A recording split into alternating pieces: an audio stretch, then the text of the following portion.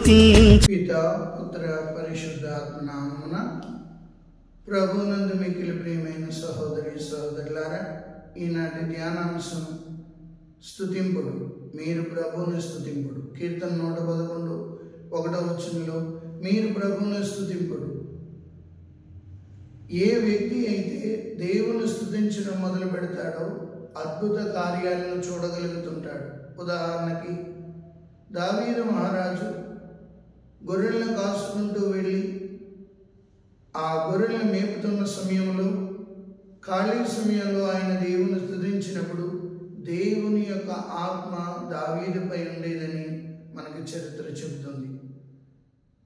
ఎంత ఎక్కువగా దేవుని స్తుతించాడో దావీదు అన్ని అద్భుత కార్యాలను చూడగలిగాడు, అంతటి విజయాన్ని సాధించగలిగాడు. ఈనాడు దేవుని స్తుతించడానికి మనకి చిరాకు, లేకపోతే బద్ధకం, లేకపోతే తీరిక సమయం దొరకదు. ఏ వ్యక్తి అయితే దేవుని స్తుతిస్తుంటారో గొప్ప కార్యాలను చూడగలుగుతుంటారు. ఉదాహరణకి జోషువా ఎరికో గోడలు, ఎత్తైన ఎరికో గోడల ముందు ఏం చేయాలో తోచినప్పుడు యావే దేవుని అడిగినప్పుడు మీరు నన్ను స్తుతించండి అని ప్రభు సెలవిచ్చి ఉండగా వారు ఎరుకో గోడల చుట్టూ తిరిగి దేవుని స్తుతించగానే గోడలు కూలిపోయాయి. మరి ఈరోజు మనం అనేక సమస్యలు ఎదుర్కొంటున్నాం.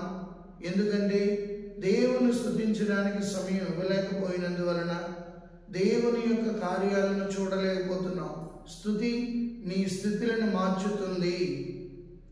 ఏ వ్యక్తి అయితే దేవుని స్తుతిస్తుంటారో వారు దేవుని యొక్క సన్నిధిని అనుభవించగలుగుతుంటారు. దావీదులాగా, జోషువాలాగా.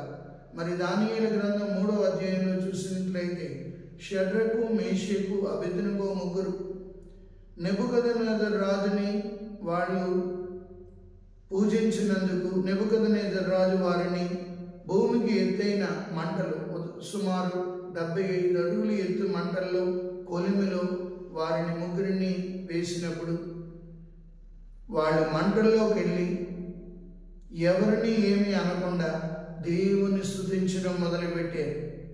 మనకు ఒక సమస్య వచ్చినప్పుడు ఇది ఎందుకు వచ్చింది అని తలపట్టుకొని ఎవరి వలన వచ్చింది, మన పక్కింటి వాళ్ళ వలన, ఎదురింటి వాళ్ళ వలన, లేకపోతే ఆఫీసులో వలన అని చెప్పి రకరకాలుగా తప్పిపోయిపోతుంటాం. సమస్యలు ఎదురైనప్పుడు, లేకపోతే కష్టాలు కలిగినప్పుడు ఎప్పుడైతే మనం స్తుతించడం మొదలు పెడతామో దేవుని యొక్క సన్నిధితో నింపబడగలుగుతాం. కావున కీర్తన 51:15లో చూసినట్లయితే ప్రభు నా పెదవులను విప్పుము, నేను నీ స్తుతులను పాడేదను. అదే దావీదు చేసేది, అదే జోషువా చేసాడు ఎరికో గోడల ముందు, అదే షడ్రకు, మేషకు, అబేద్నెగో ఎప్పుడైతే స్తుతిస్తున్నారో దేవుని యొక్క సన్నిధి వారి మధ్యకు వచ్చింది. దేవుడే వారి మధ్యలోకి వచ్చారు. ఆ మంటలు వారిని ఏమీ చేయలేకపోయాయి. ఈరోజు మనకు అనేక మంటలు, ఆర్థిక సమస్యలు అనే మంటలు, కోపం అనే మంటలు, అసూయ అనే మంటల మధ్యలో మనం కాలిపోతున్నాం. కామం అనే మంటలు, క్రోధం అనే మంటల మధ్యలో కాలిపోతున్నాం. ప్రియమైన క్రైస్తవ సహోదరి సహోదరులారా, దేవుని బిడ్డలారా, ప్రతిరోజు కొంత సమయం దేవునికి స్తుతించడానికి మీరు సమయం కేటాయించగలిగినట్లయితే మీ ఇంటిలో ఉన్న ఆర్థిక సమస్యలని ఎరుకో గోడలు కూలిపోతాయి. దేవుని స్తుతించడం మొదలు పెడితే మీలో ఉన్న అసూయ అనే గోడలు కూలిపోతాయి. మీరు దేవుని స్తుతించడం మొదలు పెడితే మీలో ఉన్న పగ అనే గోడలు కూలిపోతాయి. అప్పుడు మీరు దేవుని యొక్క అనుగ్రహాన్ని పొందగలుగుతుంటారు. షడ్రకు, మేషకు, అబేద్నెగో మంటల్లో ఉండి దేవుని స్తుతించడం మొదలెడితే దేవుని యొక్క సన్నిధిని చూడగలిగారు. ఆ మంటలు వాళ్ళకి చల్లని గాలుల వలె తయారయ్యాయి. ఆ మంటల నుండి వాళ్ళు దేవుని యొక్క దూత బయటికి తీసుకురాగలిగింది. కావున మన అనుదిన జీవితంలో కొంత సమయం దేవుని స్తుతించడానికి కేటాయించడం మొదలు పెడితే మనం కూడా అనుదినము అద్భుత కార్యాలను ఆశ్చర్య కార్యాలను చూడగలుగుతాం. స్తుతి నీ స్థితులను మార్చుతుంది. అక్కడ షడ్రకు, మేషకు, అబేద్నెగో యొక్క పరిస్థితి మార్చింది. మరి మన జీవితంలో కూడా ప్రియమైన సహోదరి సహోదరులారా, దేవుని బిడ్డలారా, కనీసం రోజుకు ఒక 15-20 నిమిషాలు దేవుని స్తుతించడానికి సమయం ఇవ్వగలుగుతున్నామా? ఒక్కసారి ఆత్మపరిశీలన చేసుకుందాం.